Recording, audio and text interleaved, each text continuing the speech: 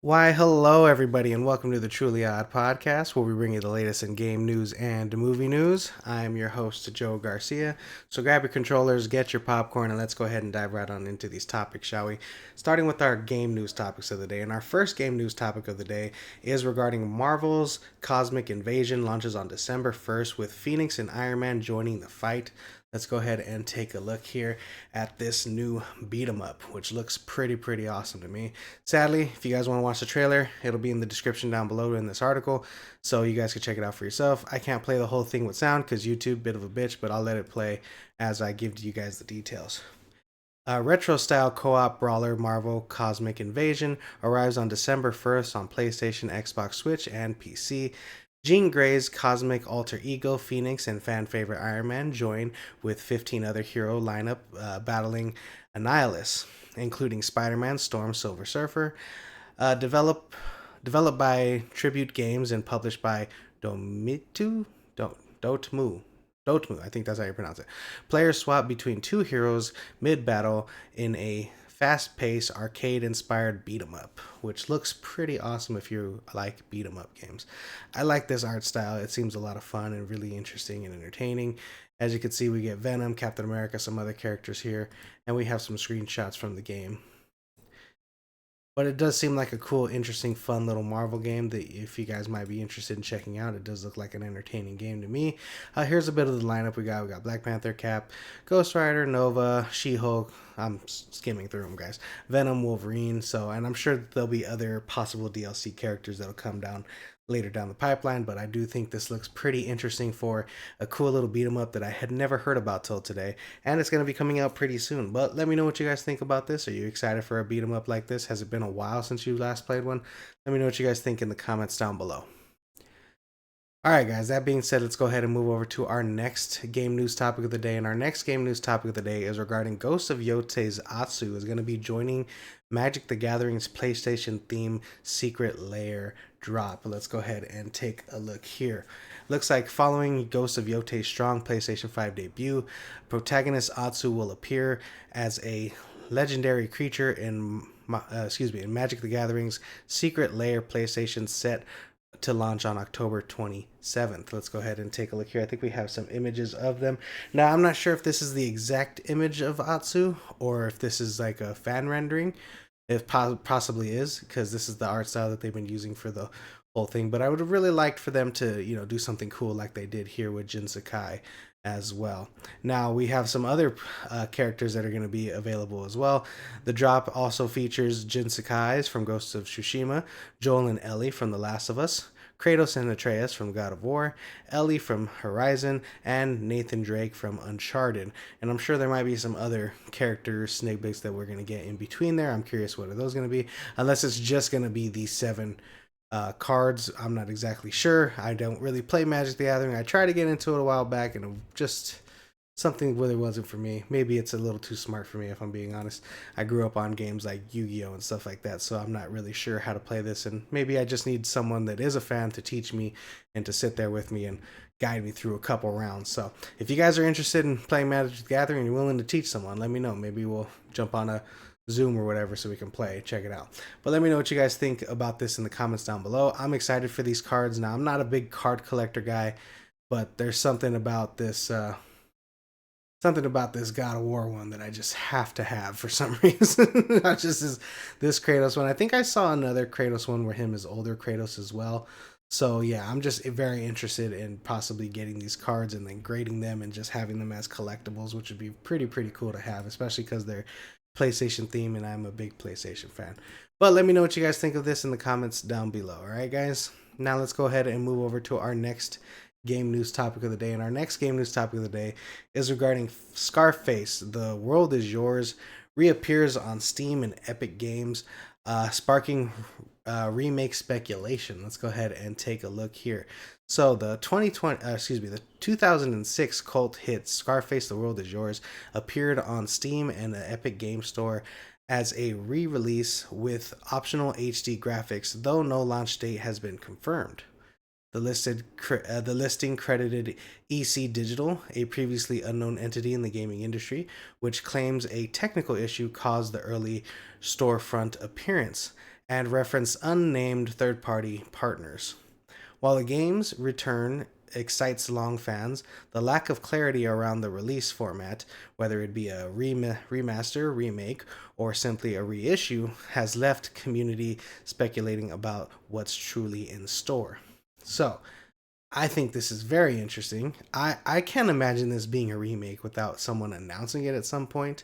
The fact that it got leaked, or there was a technical issue that kind of showcased it in the storefronts.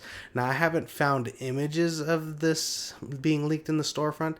I'm just taking this article based off what they've told us, so I'm not sure if this is under the rumor mill at this point, but reportedly people have seen this in the storefront, and I do think this would be an interesting. I'm thinking it's more of a re-release with maybe some kind of, not necessarily remaster, but with some kind of HD enhancements that would benefit the game.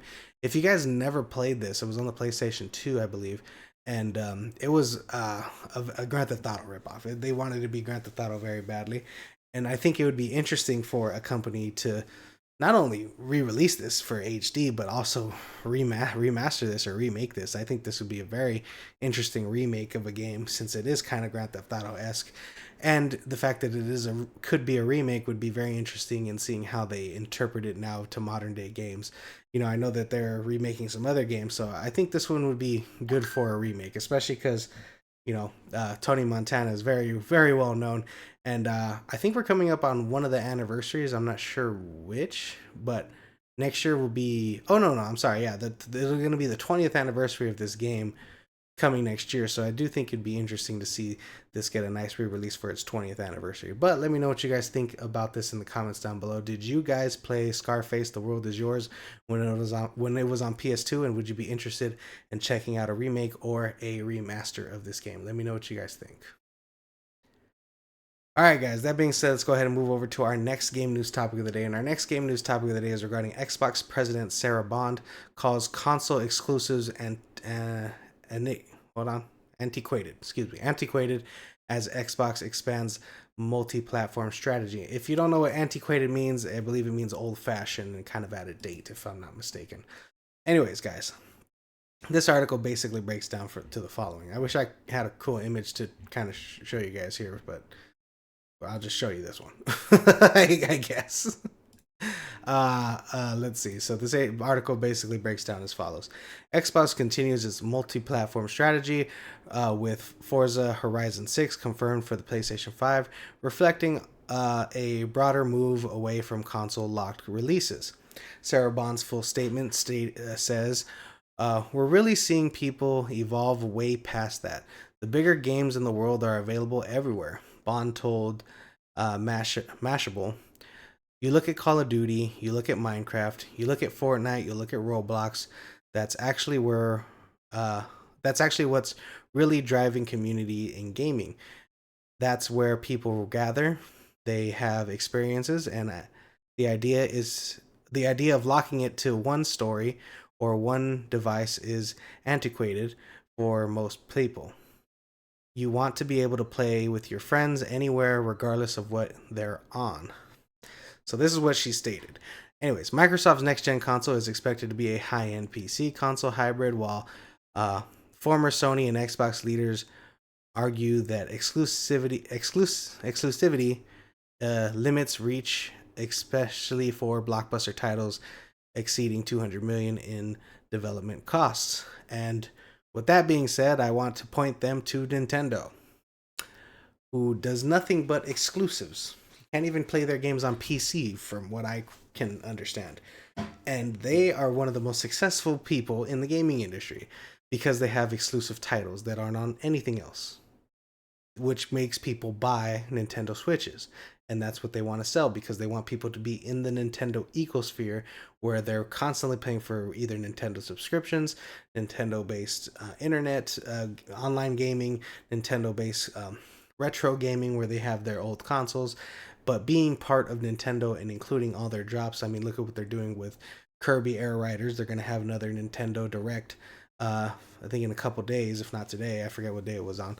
But yeah, so the fact that they're saying that it's antiquated or old-fashioned or whatever makes zero sense. Look at what Ghost of Yotei is doing, selling, I forgot how many copies in 3 days. I think it was was it 3 million copies in 3 days or something like that? I can't remember the exact number, but they're doing very successful with their exclusive launches, and that game cost $60 million. Just because they're spending ridiculous amounts of money on Call of Duty games, they are the ones that purchase Activision Blizzard, not the other way around. Just because all that's happening, I think it's interesting that they stated this. But the funny thing is, she stated this, and she said that it's antiquated, and people want to play with other people on different platforms and play anywhere. I think it's funny that she said that, because our next story kind of explains why she said this and why they're going this route. And a lot of people were thinking, oh, maybe it's because they want to actually expand and make more money on other consoles, which, yes, that's part of it, but also, maybe they just want to share their games everywhere so their games are widely available. No, that wasn't the case. This was the case, guys. And our next topic. Microsoft has reportedly pushed Xbox Studios to deliver a 30% profit margin, allegedly leading to all the layoffs, canceled projects, price rises, and end of exclusives. Let's go ahead and take a look here at this other article from IGN. So I think it's funny that she stated this, and then we get this following information the following day or later the day. I can't remember when the articles were released, but Microsoft reportedly enforced a 30% profit margin for goal for Xbox, far above the industry average of 17 to 22%, leading to mass layoffs, canceled titles like Everwild and Perfect Dark. The studio closures including Arcane Austin, and Tango Gameworks. Xbox X and X and Game Pass Unlimited prices have risen, with Game Pass now $29.99 a month.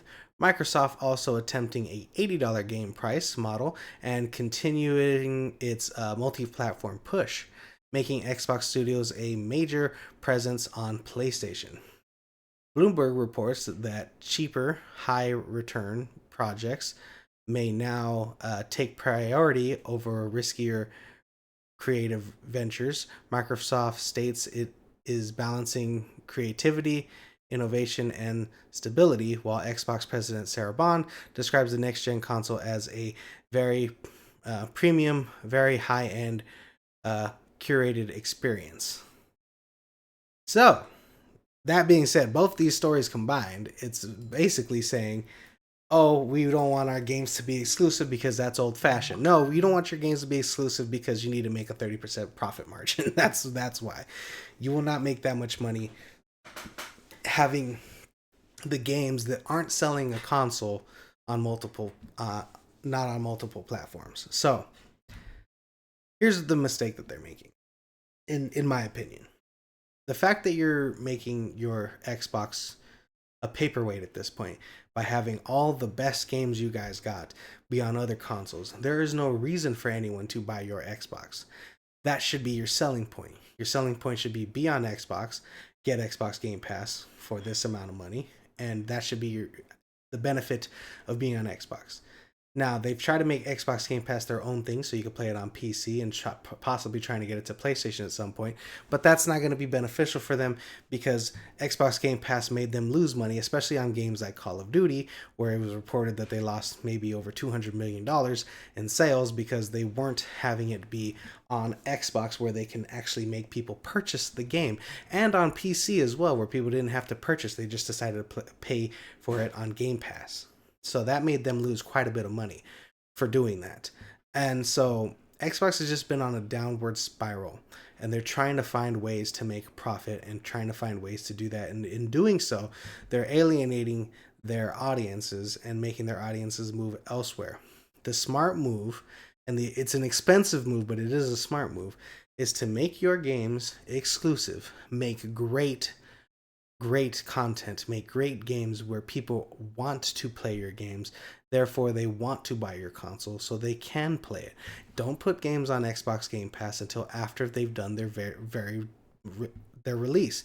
A great example is streaming services like Netflix. Look, Netflix has movies being released on their platform that cost $200 million, $100 million, and they're not making any money off of those movies being on Netflix because they don't keep subscriptions. People do churn and all that stuff.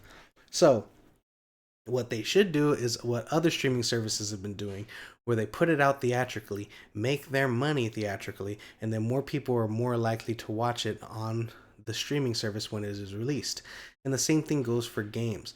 Put your game out, purchase, let people buy it, let people experience it, let the rave reviews go by, and then as people hear the interest in the thing, they might purchase it themselves. They might get an Xbox to play it, and then also moving forward, they can possibly get it on Xbox Game Pass when it's available if they missed out on its first initial run.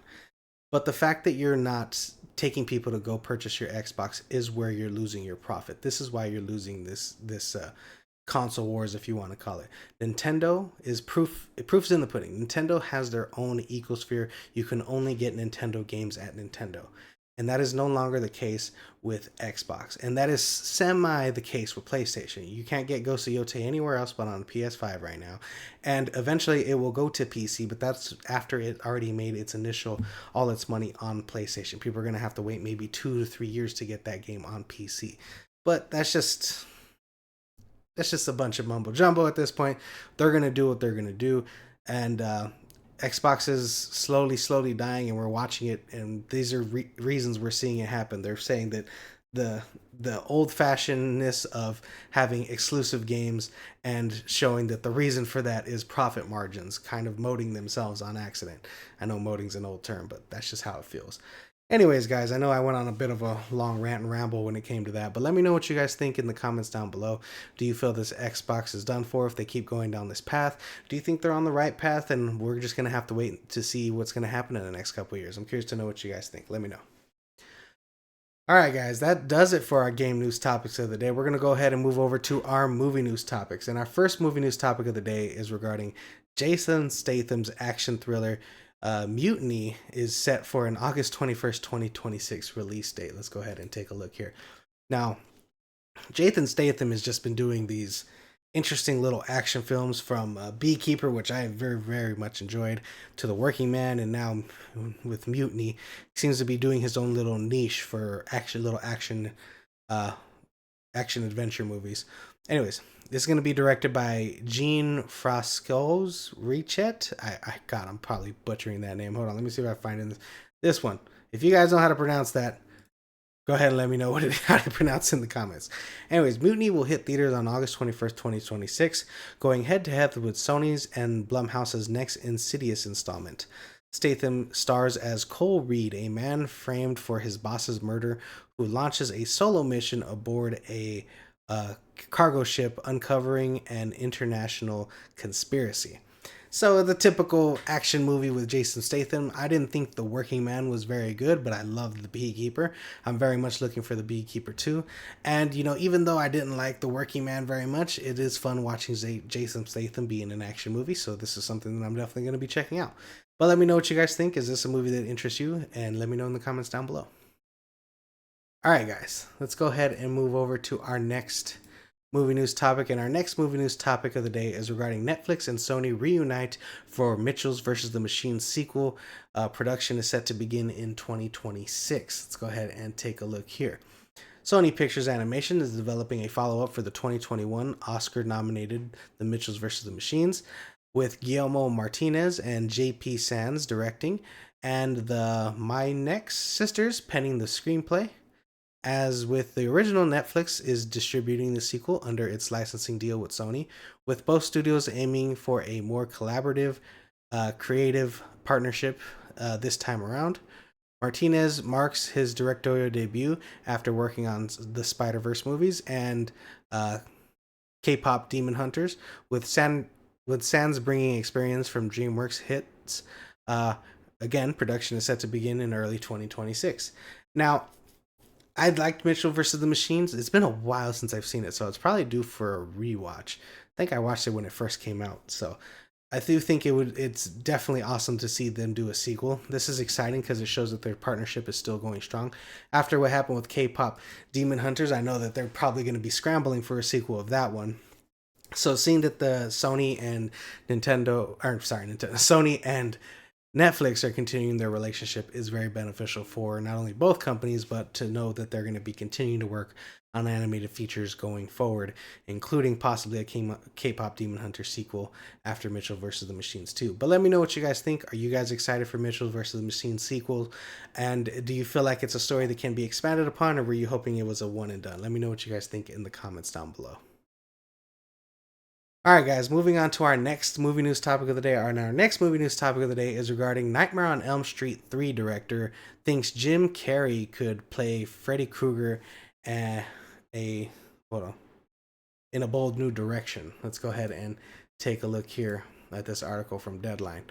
Now, Robert Englund, who's the original Freddy Krueger, if you didn't know, Robert Englund confirmed in 2003 that he's too old and thick to play Freddy now. Citing his physical limitations but expressing interest in a cameo if they continue the franchise. Director Chuck Russell said Carrey could almost do anything if he put his head into it, and would only consider casting him if the project took a bold new direction, a la New Nightmare. So if you haven't seen New Nightmare, it's kind of like it's the Freddy Krueger movie that's kind of, it's, how do I say this? Kind of almost Scream-esque, where it's like the movie is a movie that they made, but now he's come to real life, something like that. Really crazy and creative, something that they did.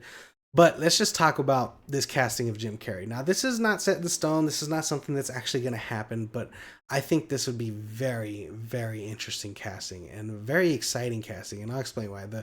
What Jim Carrey has done with iconic characters like the Grinch, like Ace Ventura, just his full he's so animated when he's in these roles. So to think about what he would be able to do with a Freddy Krueger like character who's evil, who cusses, who takes over dreams, kind of like, think of it like of a horror version of The Mask. You know, he can do all these crazy things in the dreams and really bring stuff to life in really cartoony ways and fun and horrifying ways. So I think this would be phenomenal casting if we were to get Jim Carrey to do this role. Whether he would do it or not, I do not know. He seems to be leaning into his own little niche with the Sonic movies and now possibly a Jetsons movie. But I think this would be very, very awesome. We also saw, what was his name? Was it Haley? What's that guy's name? Jackie Earl Haley? I think that was his name. I can't remember his name, but I think his name was Jackie Earle Haley, who played Freddy Krueger in the reboot that they did. Now, I don't think that was his fault. I think he did phenomenal as Freddy Krueger, but the problem with that movie was the writing wasn't there and the direction wasn't all there. So if they're able to really hone in on this movie for another Freddy movie and get someone like Jim Carrey on board, that'd be absolutely phenomenal. But there was other details that I haven't read to you guys yet. Russell expressed interest in returning to the series. Wait, am I reading the right thing? Yeah, Russell, the director, Chuck Russell, expressed interest in returning to the series with full support, noting Patricia Arquette is open to reprising her role, while Englund also suggested Kevin Bacon as a compelling candidate for Freddy as well. I think, Kevin Bacon's a good actor. So was is Jackie Earle Haley? What the hell is his name? The guy I was talking about before. So having a good actor in there is fine for Freddy, but having someone on the caliber of Jim Carrey being as animated and crazy as he is, I think would be more beneficial. But let me know what you guys think in the comments down below. Would you be excited to see Jim Carrey possibly play a Freddy Krueger like role? Let me know. All right, guys, let's go ahead and move over to our next movie news topic of the day. And our next movie news topic of the day is regarding Amazon has paid $20 million for the James Bond franchise, according to this. Let's go ahead and take a look here. So according to this article, Amazon paid just $20 million for full creative control of James Bond franchise, less than Daniel Craig's reported $25 million salary for No Time to Die, according to the UK tax filing for Eon Productions. Now, that's wild if that's true, because this is a $1 billion franchise. The James Bond franchise is worth way more than $20 million. However, I think the next section is kind of going to explain why that they only paid $20 million for creative control. Despite the modest upfront payment, Barbara Broccoli and Michael G. Wilson maintains economic exposure through the joint venture, with a total dealing potentially valued close to 1 billion due to earnings outs and stock options. So that's probably why it cost them only 20 million. I think the 20 million was possibly upfront cash, and the rest was probably back end in stock options and things of that sort, which made them billions of dollars at the end of the day. And Amazon Studios is currently developing the next installment with Denis Villeneuve directing, Stephen Knight scripting, and produced by David Hammond and Amy Pascal.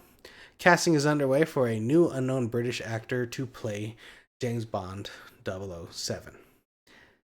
So yeah, guys, this is very interesting. I'm really curious how it ended up breaking down in total about how Amazon paid, and I don't even think this is including buying out Barbara Broccoli, because they were having issues initially when they bought the creative control for James Bond. Barbara Broccoli and was it Michael G. Wilson? But I think it was the Broccoli family. Still had uh, a bit of control over James Bond on certain aspects of what could and couldn't be done. And what ended up happening was Amazon ended up buying them out completely, so they don't have anything to do with Bond anymore. Now, I'm sure they still have royalties and things of that sort, so they're still probably going to be making money off of it, but they kind of just bought them out completely now. So I don't know if this $1 billion in stocks and everything was for both deals or for the one singular deal, but very interesting either way, because that's a fuck ton of money that they had to spend for 007 if they ended up paying not only $20 million up front, but possibly $1 billion on the back end with stock options and earnouts. And then again, another possible $1 billion just to buy them out again for their full creative control. So this is very interesting. Or I'm not sure if this article is just talking about buying them out for creative control in themselves. So it's either or. Either way, they had to pay twice for James Bond. And I think that's wild. So articles are coming out saying that they only paid 20 million for James Bond franchise. Take that with a grain of salt, because there's other ways to pay people other than upfront money. Just so you guys know. All right, guys. That being said, let's go ahead and move over to our last movie news topic of the day. And our last movie news topic of the day is regarding Mel Gibson's The Resurrection of the Christ. Is set for a 2027 release as a two-part, and it is a $200 million independent epic. Let's go ahead and take a look here. Mel Gibson's long gestating follow-up, The Resurrection of the Christ, will be released in two parts. Part 1 on March 6th and Part 2 on Ascension Day 40 days later. With a combined $200 million budget, the film becomes one of the most expensive independent productions ever.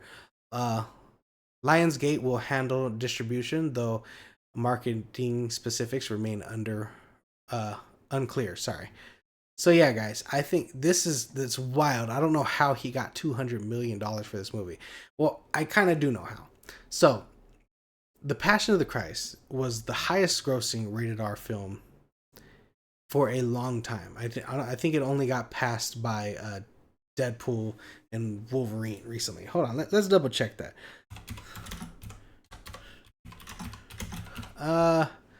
The Passion of the Christ made...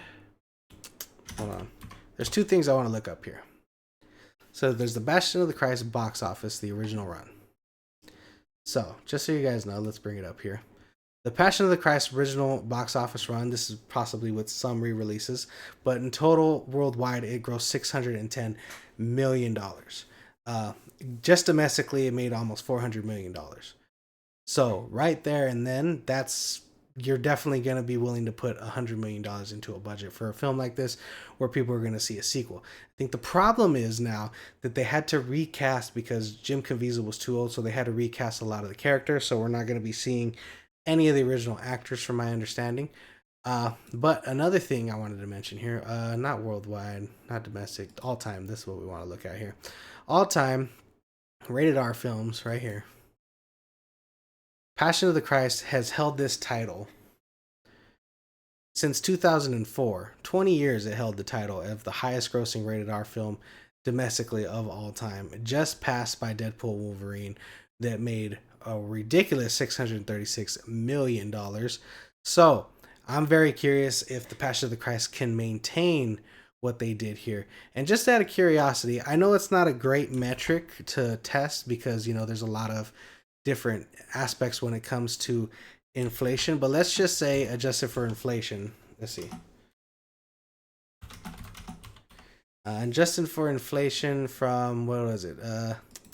What year did this come out? 2004.